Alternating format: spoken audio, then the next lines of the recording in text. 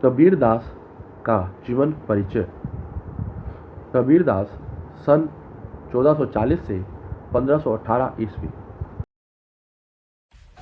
Subscribe कीजिए हमारे channel को और बेल आइकॉन को दबाइए हमारी लेटेस्ट वीडियो सबसे पहले देखने के लिए। पर कबीरदास जी की अल्प जानकारी। पूरा नाम संत कबीरदास, अन्य नाम कबीरा, कबीर साहब। जन्म सन 1398 लगभग। जन्मभूमि लहरतारा ताल काशी। मृत्यु सन 1518 लगभग। मृत्यु स्थान मगहर उत्तर प्रदेश। पालक माता पिता नीरू और नीमा। पत्नी लोई। संतान कमाल पुत्र, कमाली पुत्री। कर्मभूमि काशी बनारस। कर्म क्षेत्र समाज सुधारक कवि। मुख्य रचनाएं साखी, शब्द और रमेनी। विषय सामाजिक। भाषा अवधी, सदुक्कड़ी, पंचमेल, खिचड़ी। शिक्षा निरक्षर। कबीरदास का जीवन परिचय। भारत के महान संत और आध्यात्मिक कवि कबीरदास का जन्म वर्ष 1440 में हुआ था। इस्लाम के अनुसार कबीर का अर्थ महान होता है। इस बात का कोई साक्ष्य नहीं है कि उनके असली माता पिता कौन थे, लेकिन ऐसा माना जाता है कि उनका लालन पालन एक गरीब मुस्लिम परिवार में हुआ था। उनको नीरू और नीमा रखवाला के द्वारा वाराणसी के छोटे नगर में से पाया गया था। वाराणसी के लहरतारा में संत कबीर मठ में एक तालाब है, जहां नीरू और नीमा नामक एक जोड़े ने कबीर को पाया था। ये शांति और सच्ची शिक्षण की महान इमारत है, जहां पूरी दुनिया के संत वास्तविक शिक्षा की खातिर आते हैं। कबीर के माँ बाप बेहद गरीब और अनपढ़ थे, लेकिन उन्होंने कबीर को पूरे दिल से स्वीकार किया और खुद के व्यवसाय के बारे में शिक्षित किया। उन्होंने एक सामान्य गृहस्वामी और एक सूफी के संतुलित जीवन को जिया। ऐसा माना जाता है कि अपने बचपन में उन्होंने अपनी सारी धार्मिक शिक्षा रामानंद नामक गुरु से ली और एक दिन वो गुरु रामानंद के अच्छे शिष्य के रूप में जाने गए। उनके महान कार्यों को पढ़ने के लिए अध्येता और विद्यार्थी कबीरदास के घर में ठहरते हैं। यह माना जाता है कि उन्होंने अपनी धार्मिक शिक्षा गुरु रामानंद से ली। शुरुआत में रामानंद कबीरदास को अपने शिष्य के रूप में लेने को तैयार नहीं थे, लेकिन बाद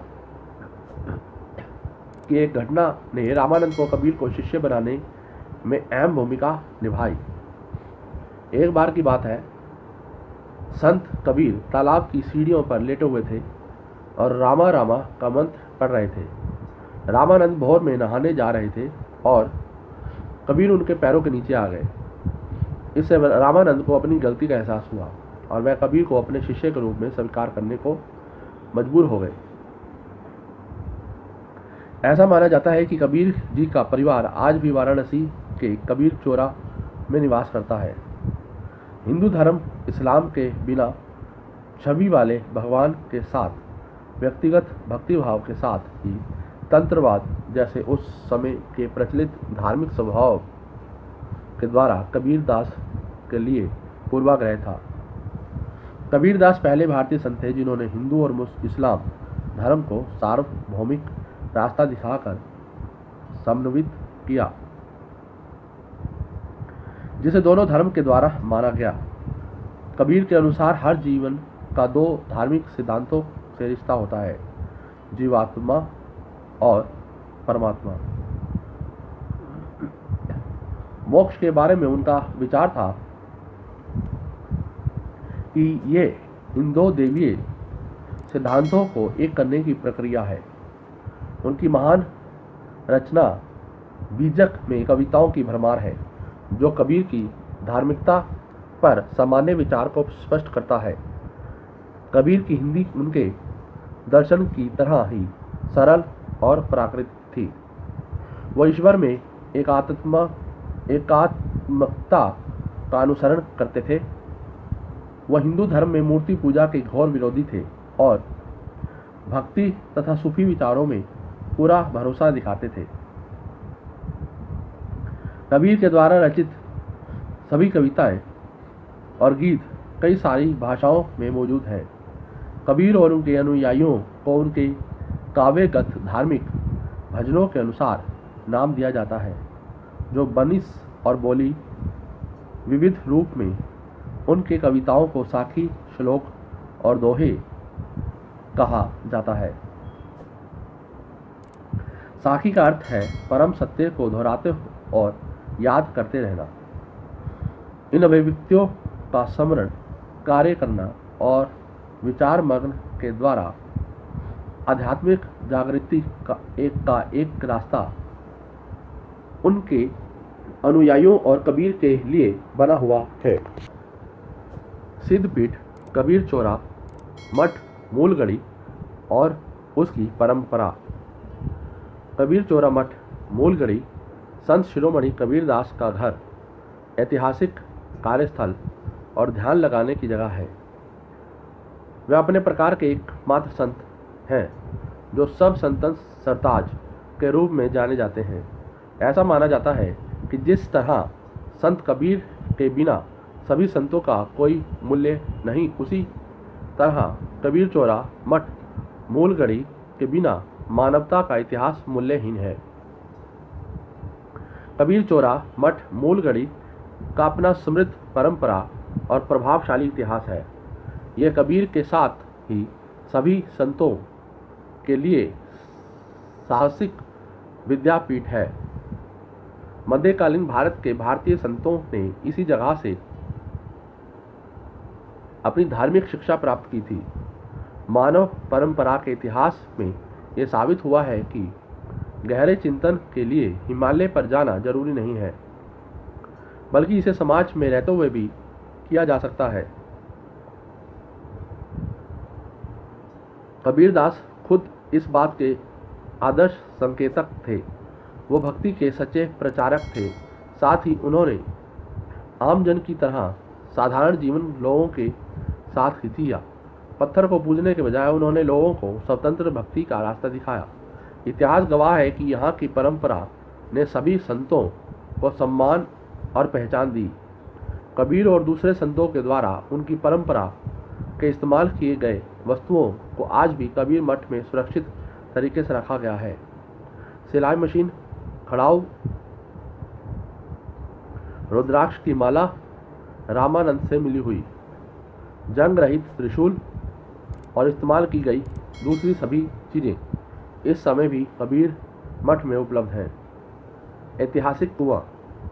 कबीर मठ में एक ऐतिहासिक कुआं है जिसके पानी को उनकी साधना के अमृत रस के साथ मिला हुआ माना जाता है। दक्षिण भारत से महान पंडित सर्वानंद के द्वारा पहली बार यह अनुमान लगाया गया था। वो यहाँ कबीर से बहस करने आए थे और प्यासे हो गए। उन्होंने पानी पिया और कमाली से कबीर का पता पूछा। कमाली ने कबीर के दोहे के रूप में उनका पता बताया। कबीर का शिखर पर सिल हिली गाल, पांव न टिकाई पीपिल का, पंडित लड़े बाल। वह कबीर को से बहस करने गए थे, लेकिन उन्होंने बहस करना स्वीकार नहीं किया और सर्वानंद को लिखित देकर अपनी हार स्वीकार की। सर्वानंद वापस अपने घर आए और हार की उस स्वीकारोक्ति को अपने माँ को दिखाया और अचानक उन्होंने देखा कि उनका लिखा हुआ उल्टा हो चुका था। वो इस सच्चाई से बेहद प्रभावित हुए और वापस से काशी के कबीर मठ आए। बाद में कबीरदास के अनुयायी बने। वह कबीर से इस स्तर तक प्रभावित थे कि अपने पूरे जीवन भर उन्होंने कभी कोई किताब नहीं छुई। बाद में सर्वानंद आचार्य सुरती गोपाल साहब की तरह प्रसिद्ध हुए। कबीर के बाद वह कबीर मठ के प्रमुख बने। कैसे पहुँचे? सिद्धपीठ, कबीर चौरा मठ, मूलगढ़ी, वाराणसी के रूप में जाना जाने वाला भारत के प्रसिद्ध सांस्कृतिक शहर में स्थित है। कोई भी यहाँ हवाई मार्ग, रेल मार्ग या सड़क मार्ग से पहुँच सकता है। यह वाराणसी हवाई अड्डे से 18 किलोमीटर और वाराणसी रेलवे स्टेशन से 3 किलोमीटर की दूरी पर स्थित है। काशी नरेश यहाँ क्षमा मांगने आए थे। एक बार की बात है, काशी नरेश राजा वीरदेव सिंह जुदेव अपना राज्य छोड़ने के दौरान माफ़ी मांगने के लिए अपनी पत्नी के साथ कबीर मठ आए थे। कहानी ऐसे है कि एक बार काशी नरेश ने कबीर दास की ढेरों प्रशंसा सुनकर सभी संतों को अपने राज्य में आमंत्रित किया। कबीर दास राजा के यहाँ अपनी एक छोटी सी पानी के बोतल के साथ पहुँचे। उन्होंने उस छोटे बोतल का सारा पानी उनके पैरों पर डाल दिया। कम मात्रा का पानी देर तक जमीन पर बहना शुरू हो गया। पूरा राज्य पानी से भर उठा। इसलिए कबीर से इसके बारे में पूछा गया। उन्होंने कहा कि एक भक्त जो जगन्नाथपुरी में खाना बना रहा था, उसकी झोपड़ी में आग लग गई। जो पानी मैंने गिराया वो उसके झोपड़ी को आग से बचाने के लिए था। आग बहुत भयानक थी, इसलिए छोटे बोतल से और पानी की जरूरत हो गई थी। लेकिन राजा और उनके अनुयायियों इस बात को स्वीकार नहीं किया और वह सच्चा गवाह चाहते थे। उनका विचार था कि आग लगी उड़ीसा में और पानी डाला जा रहा है काशी में। राजा ने अपने एक अनुगामी को इसकी छानबीन के लिए भेजा। अनुयायी आया और बताया कि कबीर ने जो कहा था वो बिल्कुल सत्य था। इस बात के लिए राजा बहुत शर्मिंदा हुए और तय किया कि वो माफ़ी मांगने के लिए अपनी पत्नी के साथ कबीर मठ जाएंगे। अगर वो माफ़ी नहीं देते हैं तो वो वहाँ आत्महत्या कर लेंगे। उन्हें वहाँ माफ़ी मिली और उस समय से राजा कबीर मठ से हमेशा के लिए जुड़ गए। समाधि मंदिर। समाधि मंदिर वहाँ बना है जहाँ कबीर दास अक्सर अपनी साधना किया करते थे। सभी संतों के लिए यहाँ समाधि से साधना तक की यात्रा पूरी हो चुकी है। उस दिन से यह वो जगह है जहाँ संत अत्यधिक ऊर्जा के बहाव को महसूस करते हैं। यह एक विश्व प्रसिद्ध शांति और ऊर्जा की जगह है। ऐसा माना जाता है कि उनकी मृत्यु के बाद लोग उनके शरीर के अंतिम संस्कार को लेकर झगड़ने लगे, लेकिन जब समाधि कमरे के दरवाजे को खोला गया तो वहाँ केवल 2 फूल थे जो अंतिम संस्कार के लिए उनके हिंदू और मुस्लिम अनुयायियों के बीच बांट दिया गया। मिर्ज़ापुर के मोटे पत्थर से समाधि मंदिर का निर्माण किया गया है। कबीर चबूतरा पर बीजक मंदिर। ये जगह कबीर दास का कार्यस्थल होने के साथ साधना स्थल भी था। यह वो जगह है जहाँ कबीर ने अपने अनुयायियों को भक्ति, ज्ञान, कर्म और मानवता की शिक्षा दी। इस जगह का नाम रखा गया कबीर चबूतरा। बीजक कबीर दास की महान रचना थी। इसी वजह से कबीर चबूतरा का नाम बीजक मंदिर रखा गया। कबीर तेरी झोपड़ी गलकट्टों के पास, जो करेगा वो भरेगा, तुम क्यों हो उदास। 15वीं शताब्दी में वाराणसी में लोगों के जीवन के सभी क्षेत्रों में शिक्षण केंद्रों के साथ ही ब्राह्मण धर्म निष्ठता के द्वारा मजबूती से संगठित हुआ था। जैसा कि वह एक निम्न जाति जुलाहा से संबंध रखते थे, कबीर दास अपने विचारों को प्रचारित करने में कड़ी मेहनत करते थे। वह कभी भी लोगों में भेदभाव नहीं करते थे, चाहे वो वैश्य, निम्न या उच्च जाति से संबंध रखता हो। वह खुद के अनुयायियों के साथ सभी को एक साथ उपदेश दिया करते थे। ब्राह्मणों द्वारा उनका अपने उपदेशों के लिए उपहास उड़ाया जाता था, लेकिन वह कभी उनकी बुराई नहीं करते थे। इसी वजह से कबीर सामान्य जन द्वारा बहुत पसंद किए जाते थे। वह अपने दोहों के द्वारा जीवन की असली सच्चाई की ओर आम जन के दिमाग को ले जाने की शुरुआत कर चुके थे। वह हमेशा मोक्ष के साधन के रूप में कर्मकांड और सन्यासी तरीकों का विरोध करते थे। उन्होंने कहा कि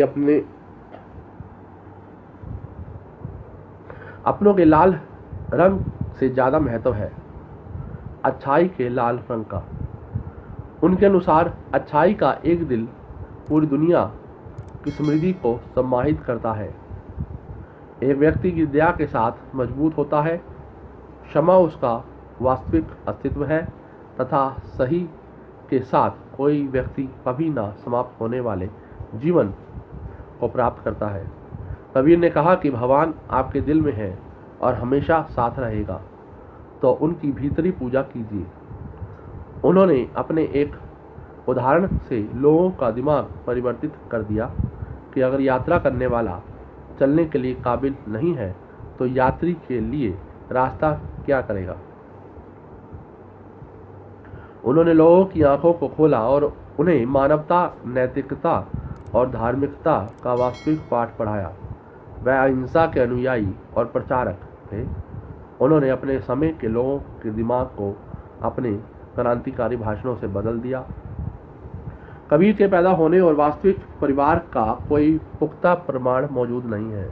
कुछ कहते हैं कि वो मुस्लिम परिवार में जन्मे थे, तो कोई कहता है कि वो उच्च वर्ग के ब्राह्मण परिवार से थे। उनके निधन के बाद हिंदू और मुसलमानों में उनके अंतिम संस्कार को लेकर विवाद हो गया था। उनका जीवन इतिहास प्रसिद्ध है और अभी तक लोगों को सच्ची इंसानियत का पाठ पढ़ाता है। कबीर दास का धर्म। कबीर दास के अनुसार जीवन जीने का तरीका ही असली धर्म है, जिसे लोग जीते हैं, ना कि वह जो लोग खुद बनाते हैं। उनके अनुसार कर्म ही पूजा है और जिम्मेदारी ही धर्म है। वह कहते थे कि अपना जीवन जियो, जिम्मेदारी निभाओ और अपने जीवन को शाश्वत बनाने के लिए कड़ी मेहनत करो। कभी भी जीवन में सन्यासियों की तरह अपनी जिम्मेदारियों से दूर मत जाओ। उन्होंने पारिवारिक जीवन को सराहा है और महत्व दिया है, जो कि जीवन का असली अर्थ है। वेदों में यह भी उल्लेखित है कि घर छोड़कर जीवन को जीना असली धर्म नहीं है। गृहस्थ के रूप में जीना ही एक महान और वास्तविक संन्यास है। जैसे निर्गुण साधु जो एक पारिवारिक जीवन जीते हैं, अपनी रोजी रोटी के लिए कड़ी मेहनत करते हैं और साथ ही भगवान का भजन भी करते हैं। कबीर ने लोगों को विशुद्ध तथ्य दिया कि इंसानियत का क्या धर्म है, जो किसी को अपनाना चाहिए। उनके इस तरह के उपदेशों ने लोगों को उनके जीवन के रहस्य को समझने में मदद किया। कबीर दास एक हिंदू या मुस्लिम। ऐसा माना जाता है कि कबीर दास के मृत्यु के बाद हिंदू और मुस्लिमों ने उनके शरीर को पाने के लिए अपना अपना दावा पेश किया। दोनों धर्मों के लोग अपने रीति रिवाजों और परंपरा के अनुसार कबीर का अंतिम संस्कार करना चाहते थे। हिंदुओं ने कहा कि वह हिंदू थे, इसलिए वह उनके शरीर को जलाना चाहते थे, जबकि मुसलमानों ने कहा कि कबीर मुस्लिम थे, इसलिए वो उनको दफनाना चाहते हैं। लेकिन जब उन लोगों ने कबीर के शरीर पर से चादर हटाई तो उन्होंने पाया कि कुछ फूल वहां पर पड़े हैं। उन्होंने फूलों को आपस में बांट दिया और अपने अपने रीति रिवाजों से महान कबीर का अंतिम संस्कार संपन्न किया। ऐसा भी माना जाता है कि जब लोग दोनों समुदाय आपस में लड़ रहे थे तो कबीर दास की आत्मा आई और कहा कि ना ही मैं हिंदू हूँ और ना ही मैं मुसलमान हूँ। यहाँ कोई हिंदू या मुसलमान नहीं है, मैं दोनों हूँ, मैं कुछ नहीं हूँ और सब हूँ। मैं दोनों में भगवान देखता हूँ। उनके लिए हिंदू और मुसलमान एक हैं। जो इसके गलत अर्थ से मुक्त है। पर्दे को हटाओ और जादू देखो। कबीरदास का मंदिर काशी के करीब कबीर चौराहा पर बना है, जो भारत के साथ ही विदेशी सैलानियों के लिए भी एक बड़े तीर्थ स्थान के रूप में प्रसिद्ध हो गया है। मुस्लिमों द्वारा उनके कब्र पर एक मस्जिद बनाई गई है, जो मुस्लिमों के तीर्थ स्थान के रूप में बन चुकी है। कबीरदास के भगवान कबीर के गुरु रामानंद ने उन्हें गुरु मंत्र के रूप में भगवान रामा नाम दिया था, जिसका उन्होंने अपने तरीके से अर्थ निकाला था। वे अपने गुरु की तरह सगुण भक्ति के बजाय निर्गुण भक्ति को समर्पित थे। उनके रामा संपूर्ण शुद्ध सच्चिदानंद थे, दशरथ के पुत्र या अयोध्या के राजा नहीं। जैसा कि उन्होंने कहा, दशरथ के घर न जन्मे ई चल माया किन्हा। वो इस्लामिक परंपरा से ज़्यादा बुद्धा और सिद्धा से बेहद प्रभावित थे। उनके अनुसार निर्गुण नाम जपो रे भैया, अभिगति की गति लाखी ना जैया। उन्होंने कभी भी अल्लाह या राम में फर्क नहीं किया। कबीर हमेशा लोगों को उपदेश देते कि ईश्वर एक है, बस नाम अलग है।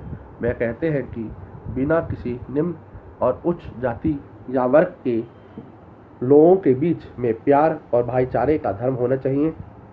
ऐसे भगवान के पास अपने आप को समर्पित और सौंप दो। जिसका कोई धर्म नहीं हो, वो हमेशा जीवन के कर्म पर भरोसा करते हैं। कबीरदास की रचनाएं कबीर के द्वारा लिखी गई पुस्तकें सामान्यतः दोहा और गीतों का समूह होता था। संख्या में उनका कुल कार्य 72 था, और जिसमें से कुछ महत्वपूर्ण और प्रसिद्ध कार्य हैं, जैसे रक्त, कबीर बीजक, सुख, निधन, मंगल, वसंत, शब्द, साखी और होली अगम। कबीर की लेखन शैली और भाषा बहुत सुंदर और साधारण होती है। उन्होंने अपना दोहा बेहद निडरतापूर्वक और सहज रूप से लिखा है, जिसका कि अपना अर्थ और महत्व है। कबीर ने दिल की गहराइयों से अपनी रचनाओं को लिखा है। उन्होंने पूरी दुनिया को अपने सरल दोहों में समेटा है। उनका कहा गया किसी भी तुलना से ऊपर और प्रेरणादायक है। कबीरदास जी की प्रमुख मुख्य रचनाएं। साखी। इसमें ज़्यादातर कबीरदास जी की शिक्षाओं और सिद्धांतों का उल्लेख मिलता है। शब्द। कबीरदास जी की यह सर्वोत्तम रचनाओं में से एक है। इसमें उन्होंने अपने प्रेम और अंतरंग साधना का वर्णन खूबसूरती से किया है। रमेनी। इसमें कबीरदास जी ने अपने कुछ दार्शनिक और रहस्यवादी विचारों की व्याख्या की है। वहीं उन्होंने अपनी इस रचना को चौपाई छंद में लिखा है। कबीरदास जी की अन्य रचनाएं। साधो देखो जग वीराना कबीर। कथनी करनी का अंग कबीर। कर्म गति टारे नहीं टरी कबीर। चाणक्य का अंग कबीर। नैया पड़ी मझधार गुरबिन कैसे लगे पार कबीर। मोको कहाँ कबीर। रहना नहीं देश बिराना है कबीर। दीवाने मन भजन बिना दुख पे हो कबीर। राम बिनु तन को ताप न जाई कबीर। हारे नसरल हटिया उसरी गेले रे दैवा कबीर। हंसा चलल ससुरिया रे नेहरवा डोलम डोल कबीर। अविनाशी दुल्हा कब मिली हो भक्तन के रसपाल कबीर। सहज मिले अविनाशी कबीर।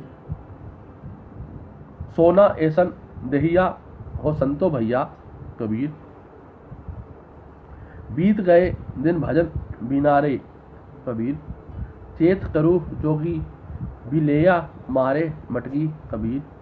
अब दुता युगन युगन हम योगी कबीर।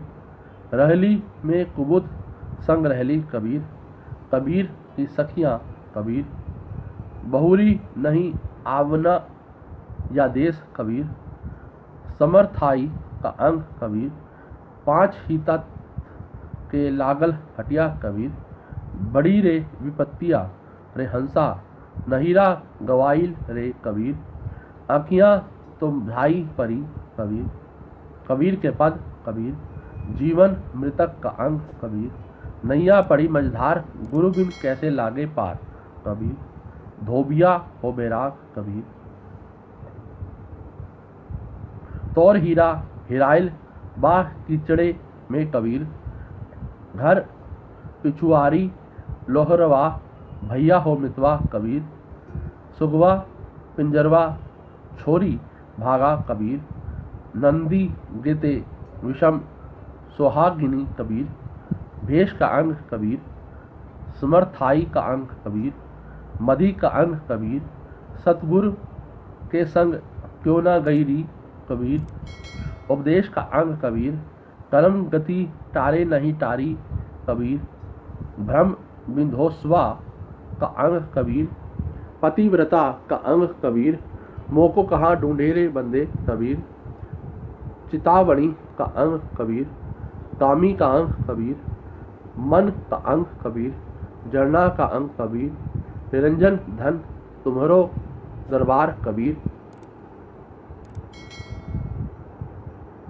माया का अंग कबीर, काहेरी नलिनी तू कुमिलानी कबीर, गुरुदेव का अंग कबीर, नीति के दोहे कबीर, बेसास का अंग कबीर, सुमिरन का अंग कबीर, के ही समुझावो सब जग अंधा कबीर, मन ना रंगाए रंगाए जोगी कपड़ा कबीर, भजो रे भैया राम गोविंद हरि कबीर, काले जेबो ससुर घर एबो कबीर, सुपने में साईं मिले कबीर, मन मस्त हुआ तब क्यों बोले कबीर, तूने रात गवाई सोए के दिवस गवाया खाए के कबीर, मन मस्त हुआ तब क्यों बोले कबीर,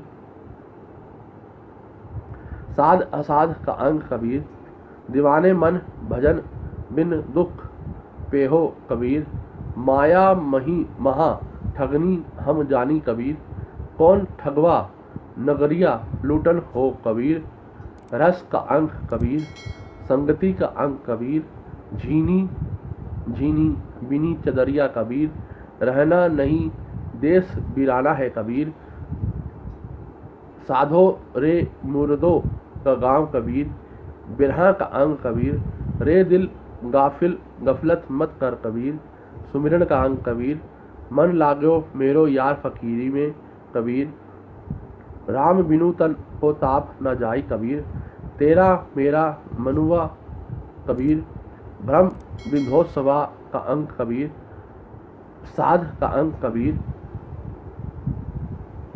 घूंघट के पट कबीर, हमन है इश्क मस्ताना कबीर, सांच का अंग कबीर, सुरातन का अंग कबीर, हमन है इश्क मस्ताना कबीर, रहना नहीं देश बिराना है कबीर, मेरी चुनरी में परी गयो दाग पिया कबीर, कबीर की साखियाँ कबीर, मुनिया पिंजड़े वाली ना तेरो सतगुरु है व्यापारी कबीर, अंधियारवा में ठाड़ गोरी का करलू कबीर, अखियाँ तो छाई परी कबीर,